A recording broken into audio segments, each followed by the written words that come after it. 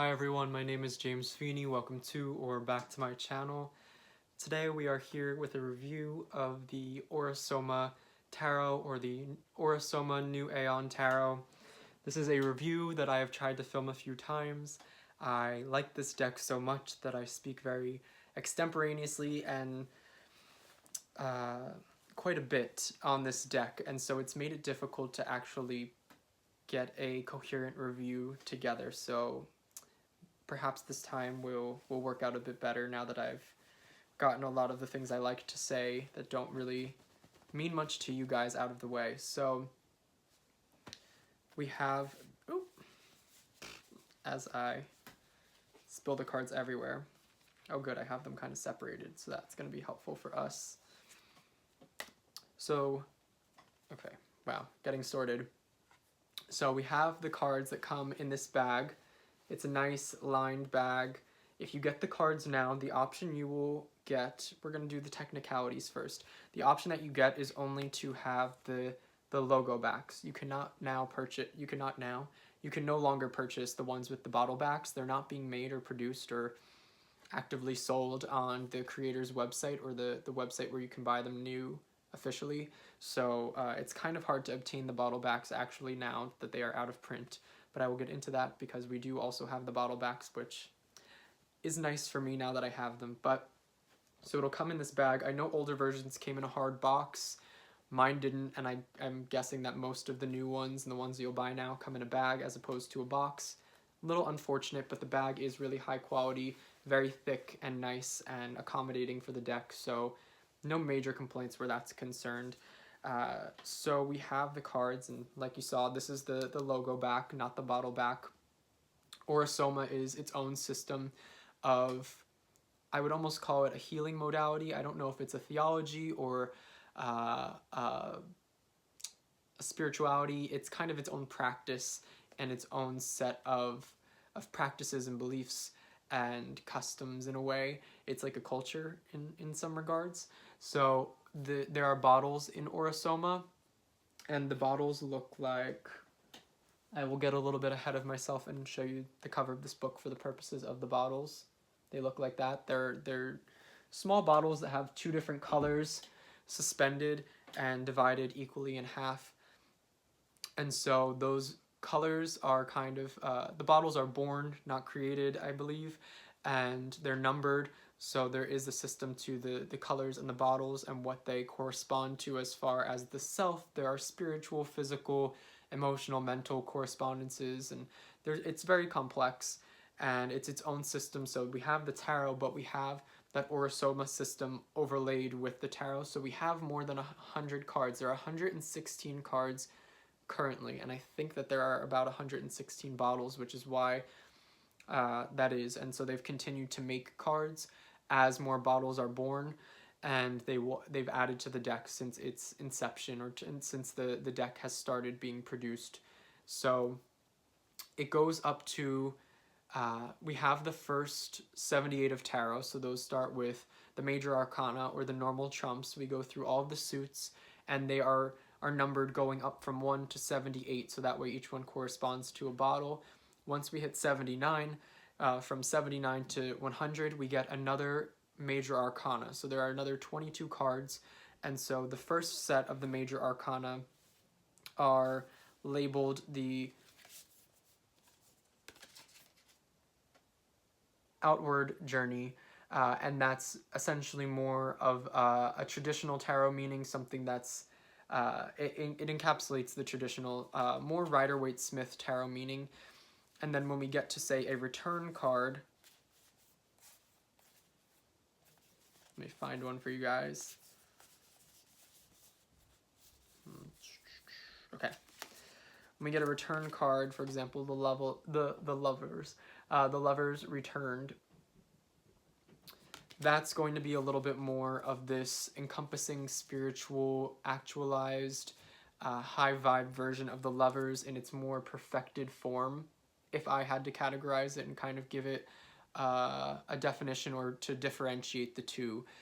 The first lovers being very capable of all that the Lovers encompasses with its flaws and more mundane aspects, and then the Return to me feels a lot more high vibe, spiritual, perfected, elevated, ascended in a way.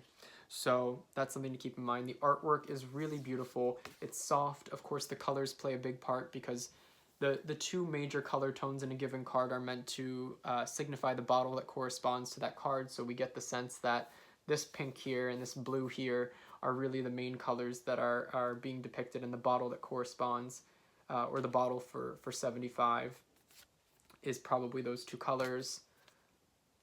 So when you see two dominant colors in a card, that's why color plays an important role in this deck.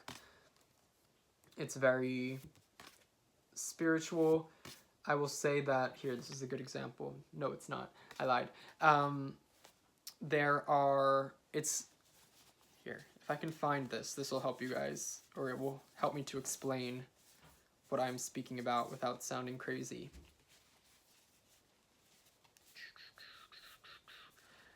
I personally feel like this deck reads a lot more like the Rider-Waite-Smith, and so we have the correspondences to that. I feel like the imagery it's not at all a clone, but I would say that it's the Aura Soma and different takes on the melding of the bottle and the Rider-Waite-Smith card depicted. But we have the ordering of the major arcana with Justice at 8 and Strength at 11, which is a very Thoth Tarot way to do it. However, they are still named Strength and Justice. So if it was really Thothy, we would probably see Adjustment and Lust, but we have them in Thoth number ordering, but with Rider-Waite-Smith names. And then overall, I would say that the deck reads, to me at least, a little bit more Rider-Waite-Smith-esque. Although I wouldn't say it's even remotely a clone. We definitely have a lot of that Aura Soma color and healing that goes on and is incorporated in what the cards mean and how they are depicted. And so that plays a really pivotal, crucial part in the reading and style of this deck. It's part of what sets it apart and makes it something of its own. Like I said, the second set of major arcana go up and take us up to card 100, and then we have another 16 cards, which I keep separate. You'll notice that most of the 100 to 116, or not most of, but a decent amount, won't have the logos on the back. And I don't know what that's about. I know that these were printed afterwards and added to the deck, but I guess they decided that they didn't want the logos. I don't know why. It kind of bothers me to some extent. It feels a little bit lazy, but I'm not too fussed. And for reading purposes, a lot of the time I will leave the ones that come after the return journey of the major arcana out. So I keep the first 78, I keep the return of the major arcana, which is the second set of major arcana. But what I'll usually leave out are the rest, and they all correspond to an archangel, except for 116, which corresponds to, and is not, you'll see that these have the name of the archangel on them, so it's very obvious which one. And then 116, as the book will show us, is supposed to be Queen Mab, which is, of course, she's not an archangel. That's a lot more to do with Celtic mythology as the fairy queen or goddess. And yeah, so that's how that's how they go. The idea of the archangel to me feels a lot more metaphorical or figurative of an energy imprint or an energy type, or an archetype, than it is of the actual archangel. So I don't take this deck to be very Catholic or Christian. I think that the archangels are really just about depicting a certain energy or archetype. So that's something to keep in mind if you're averse to more Christian or Catholic correspondences, names, things like that. They are very beautiful. They are incorporated into the guidebook, so there are meanings for these cards. I just tend to leave them out because I don't really connect so strongly with them. And then when you get to the higher numbers of the return journey of the major arcana, some of them will double as archangel cards. So if I can find one for you, I will inform you. Okay, so we have the universe returned. here, and this is, yeah, the Universe Return, and that's card 99, but it's also Archangel Zadkiel, as you can see along the bottom. So there is some overlap at the end. We also, yeah, it starts as around 90 some odd, where we'll get that, like the star returned is Archangel Gabriel. So you'll see that as we start to. So some of the cards kind of play double duty in that way. Likewise, we have cards throughout that are Ascended Masters or connect to or correspond to Ascended Masters. Ascended Masters can be, they kind of span over a range of different mythologies, theologies, religions, spiritualities. We have ones like, for example, and there's no rhyme or reason to them. It's really about what card connects to that Ascended Master. So some of them are saints, some are gods and goddesses, some are key figures in certain histories, and some are people that are just more connected to the Aura Soma system, I guess, that played a big part in that. So they're incorporated as Ascended Masters as well. And if the card's energies, if they speak to that Ascended Master, the Ascended Master is included. So for the Nine of Swords, we have Saint Germain. For the Eight of Swords, we have Pallas Athena, which I believe is a form of Athena. I could be so wrong, and if I am, please let me know. I'm trying to find some that will... We have... I cannot pronounce his name, I'll try. The Ace of Swords is Jwal Kul. I'm trying my best. And so there's also ones like Kuan Yin is one of the Ascended Masters. We have, for the Seven of Swords, we have Orion and Angelica.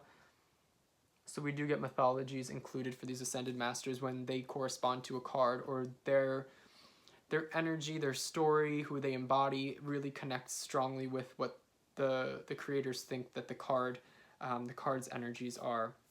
So that adds another layer. So we get the Aura Soma, which every card has a bottle connected to it. We get the Tarot, and then we'll get the Ascended Masters. Some have Archangels. So there's a lot going on. There are many, many layers, and all of the symbols are very intentional, as I'll get to in just a second. So this deck is very consciously done. There's so much detail and nuance and meaning in every small thing. So there's a lot that you can draw from. I think it works very well intuitively as well with the colors, the scenes, the characters. It's very emotive and alive in a certain way. To me, of course, it feels very spiritual. It feels kind of soft and colorful and a little bit upbeat. It's helped me a lot with certain, I guess, like healings and dualities. It feels like there's a big emphasis on the balance and existence of the masculine and feminine, or the anima and animus, and their interaction, their relationship, and their existence that is kind of more, in a more macro sense than a micro sense, and a lot more figurative and metaphorical. But there are big emphasis. There's a big emphasis or connection and a lot of writings on those sorts of topics. Another Ascended Master. Who do we have? El Moria. So yeah, and these are the ones with, of course, the logo backs. And then we get the extra cards, many of which, or not the extra cards, but the ones that come up after 100, many of which will not have the logo.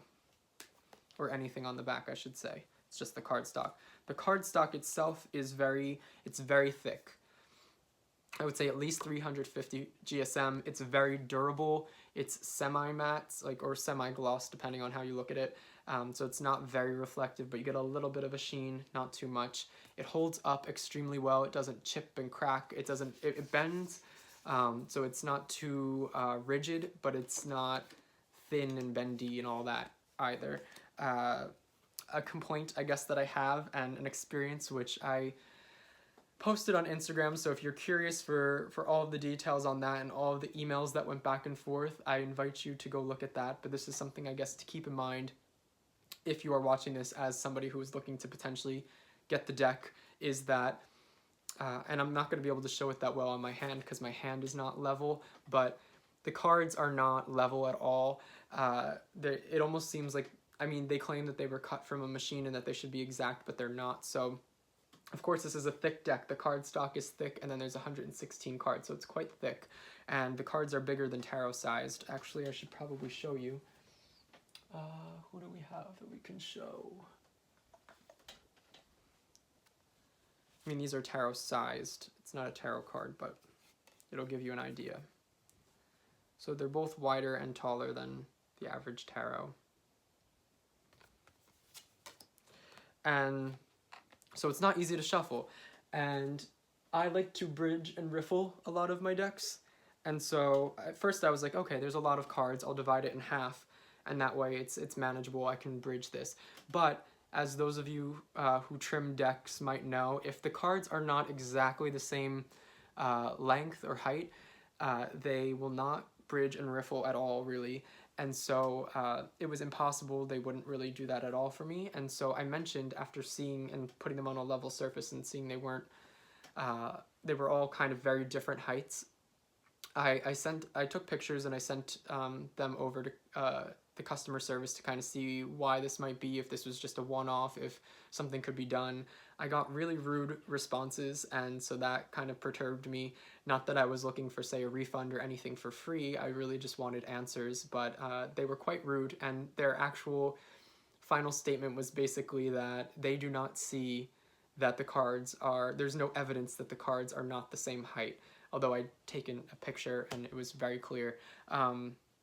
So that was interesting, and I have all of those emails on my Instagram, so feel free to check that out if you want to know the exact. I don't hold that against the creator, I don't hold that against the illustrator or the author. It's really on the production side of things and the person who handles those inquiries. I just think that they could be nicer, they could be a little bit nicer, and so that wasn't pleasant, especially because this deck is so expensive. It's I believe it starts at about $100, and then you have to buy the guidebook separately, which I understand the guidebook is very nice and well made, so it costs about $20 to $30, I can't remember.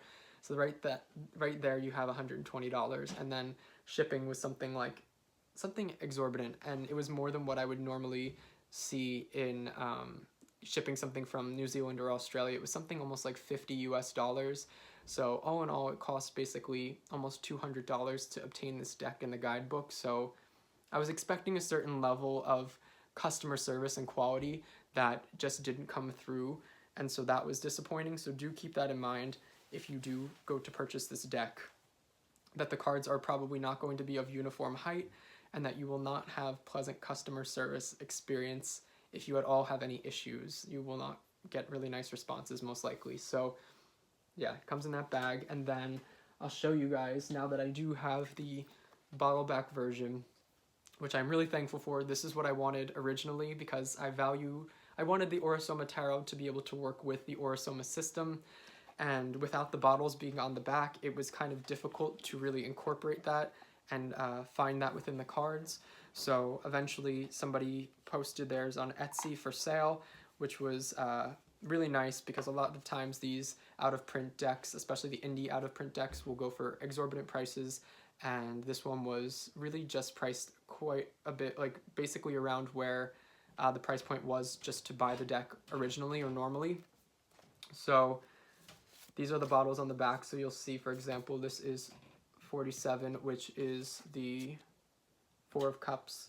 You see the color tone on the front, you see the bottle back, so that's how the bottles play into it. And of course, overall in Aura Soma, like this would be bottle 46. It's not that this is the exact bottle in like the Aura Soma and what it looks like, and then we get the card. So I think that the bottle backs are a lot better for actually working with the Aura Soma system and getting acquainted with that.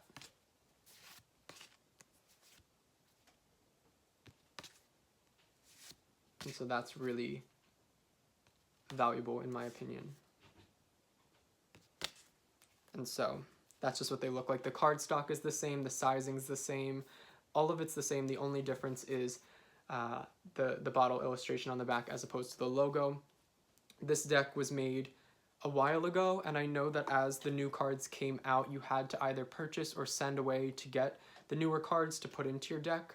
So this doesn't go up to 116. I think the person who had this deck kept up for a while with obtaining the new cards. So it goes up to something like 110, 113, or somewhere around there. So they did keep up with some of those newer cards, but they didn't get all the way to 116, which doesn't bother me at all.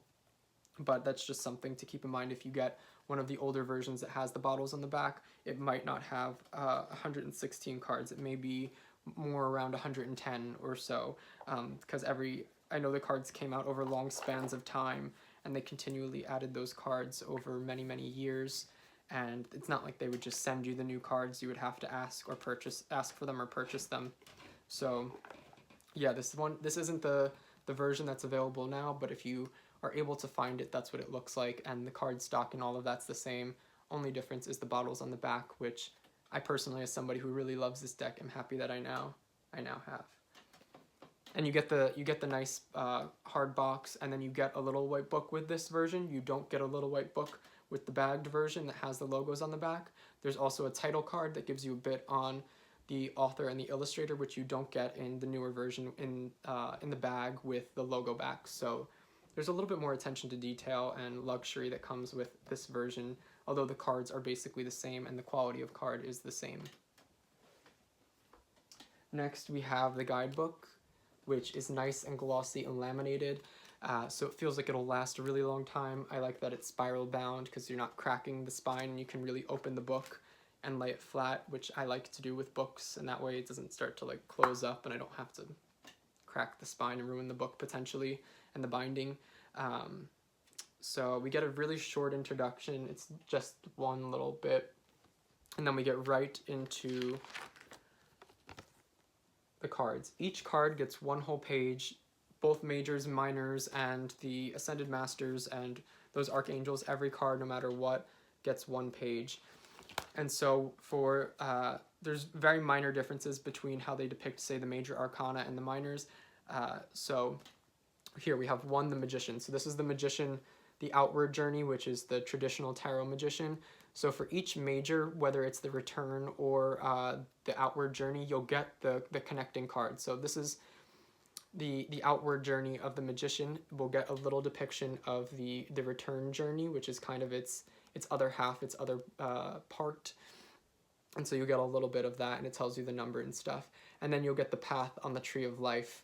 So that's really valuable and nice. And the path of the Return Journey of any major is the same as the path of the Outward Journey. So we know that the Magician is between Kether and Binah, and so the Return Journey is going to be the same path on the Tree of Life. So that's something to keep in mind if you use those correspondences. It is the same as far as I saw.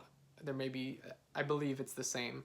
And so it tells us the bottle correspondence. So even if you don't have the bottle backs, you'll be able to know which bottle, and it tells you the two colors. And of course it's bottle number 1 because it's Magician 1, but it'll tell you the colors in the bottle. And then you'll also get sort of like a keyword or phrase. Sometimes it's a person and sometimes it's a phrase. For the Magician, it's physical rescue. And so every card tells you the bottle colors, and it'll tell you that keyword or person. Then you get a rundown on what's going on in this picture. So it doesn't give you a divinatory meaning here. It just breaks down the image. It tells you what he's doing. It tells you why he's maybe doing it. So there's an extra layer there. And then you get suggested meanings, which are more divinatory.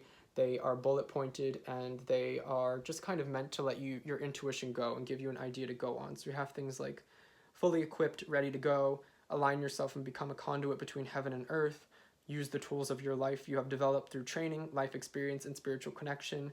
You have graduated, now act. So there's not much to explain there. It's really meant to just give you the basics to help you to go on your own. They aren't really Rider-Waite-Smith definitions, although I think that they play more on the Rider-Waite-Smith than any other system, and then they'll incorporate the Aura Soma type correspondence of the card. Then over here we get each major symbol in the card broken down, what it corresponds to, what it means in terms of this card. So the correspondences are a little bit more universal, but they do kind of harken back to Aura Soma and how the Aura Soma might interpret them. So there's an esoteric and a new age element to each of these symbols, and it goes through all of that for you. So that's what all of the cards basically look like. I would say the only difference with the minors is that You don't get a tree of life path, and there's no return journey or connecting card. There's no like almost brother or sister card to the minors. They stand alone, so you won't get that return journey. And then you also won't get the tree of life path, but you get the rundown of what's going on in the picture, which is really insightful and nice. And then you'll get the colors of the bottle, and you'll get the little keyword or person. So with the Five of Cups, we get the Wanderer. You'll get that sort of suggested divinatory meanings, and then you'll get a breakdown of the major symbols as they are kind of thought to be in this system or in this deck. And so that's for all of the cards, and that's the majority of the book. Then you get to the very end, and they give you a version of the Celtic Cross, which is basically just the Celtic Cross with a little bit of Aura Soma nuance. They do give you kind of these...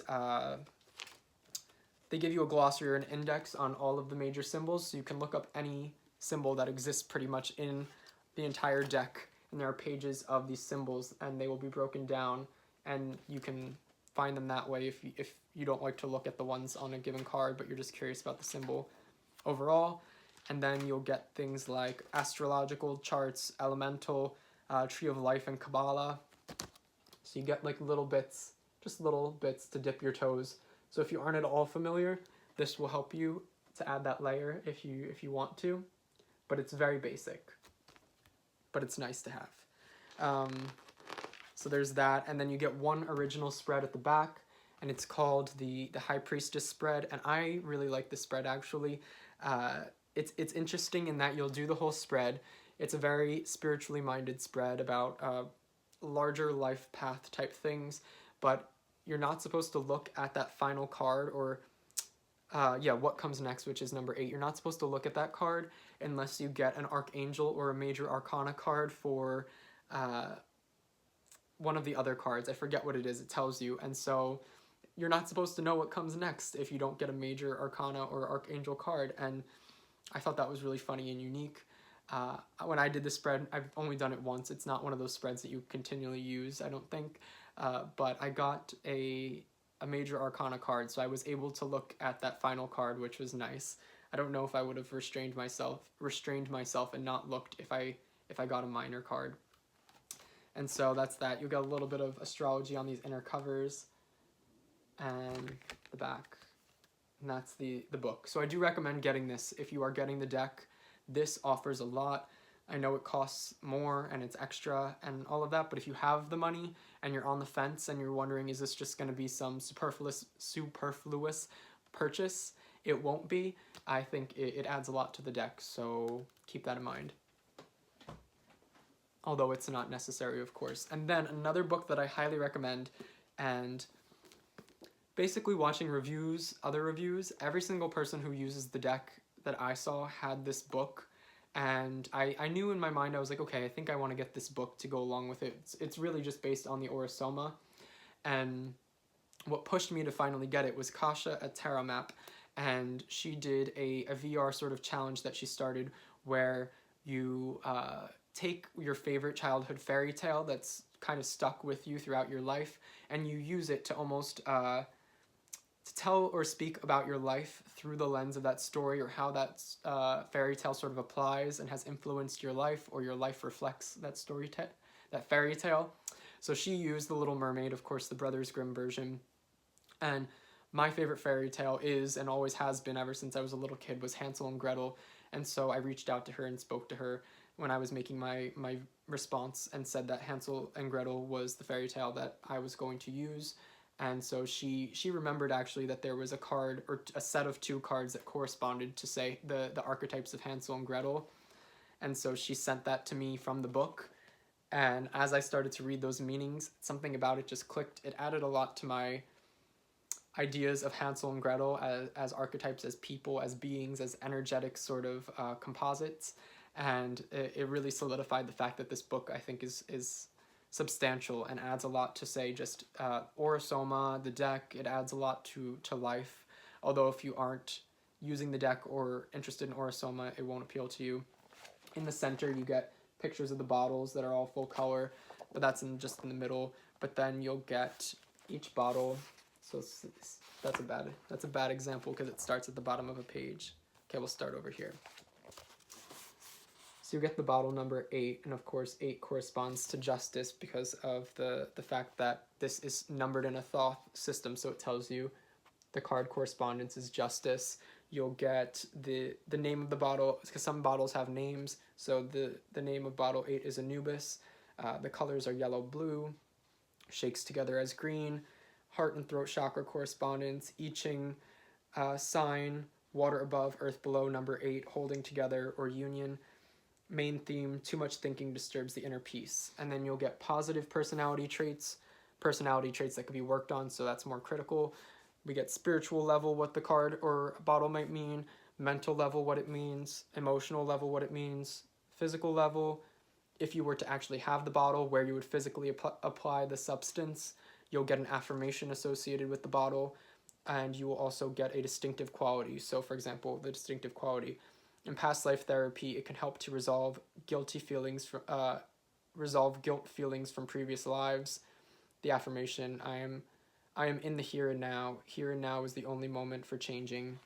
It's really, really awesome, the way that they break this down.